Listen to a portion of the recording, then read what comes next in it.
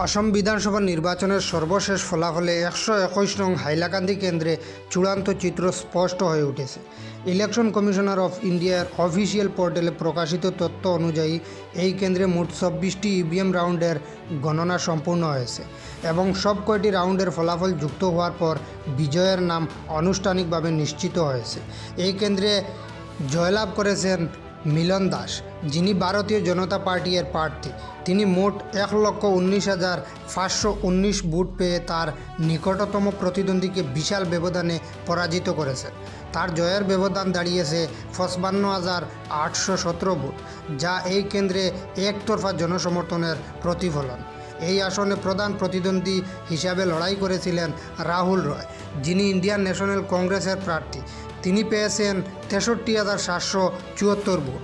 যদিও তিনি শক্ত প্রতিদ্বন্দ্বিতা গড়ে তুলতে চেয়েছিলেন, তবে শেষ পর্যন্ত ব্যবধান কমাতে পারেননি। তৃতীয় স্থানে রয়েছেন স্বতন্ত্র প্রার্থী সুভাষ গড়, যিনি পেয়েছেন মাত্র 699 ভোট। এছাড়া অন্যান্য প্রার্থীদের মধ্যে ময়ূখ ভট্টাচার্য, বিশাল সিংহ মালাকার, টিঙ্কুভূষণ নাথ সহ একাধিক প্রার্থী প্রতিদ্বন্দ্বিতায় অংশ নিলেও তাদের প্রাপ্ত ভোট তুলনামূলকভাবে অনেক কম। মূল প্রতিযোগিতা ছিল মূলত বিজেপি এবং কংগ্রেস প্রার্থীর মধ্যে। রাজনৈতিক বিশ্লেষকদের মতে এই জয়ের পিছনে একাধিক গুরুত্বপূর্ণ কারণ কাজ করেছে। বিশেষ করে সংগঠনের শক্ত ভিত্তি, স্থানীয় উন্নয়নের প্রতিশ্রুতি এবং প্রার্থীর ব্যক্তিগত জনপ্রিয়তা এই ফলাফলের বড় ভূমিকা রেখেছে। হাইলাকান্দি অঞ্চলে বিজেপির ক্রমবর্ধমান প্রভাব এই জয়ের মধ্যে আরও একবার প্রমাণিত হয়েছে। এছাড়া 9টা অপশনে 1,708 ভোট পড়েছে, যা সব কিছু ভোটারের অসন্তোষ বা বিকল্পহীনতার প্রতিফলন হিসাবে দেখা হচ্ছে। যেহেতু 26টি রাউন্ডের সম্পূর্ণ গণনা শেষ হয়েছে, তাই এই ফলাফলকে চূড়ান্ত হিসাবে ধরা হয়েছে।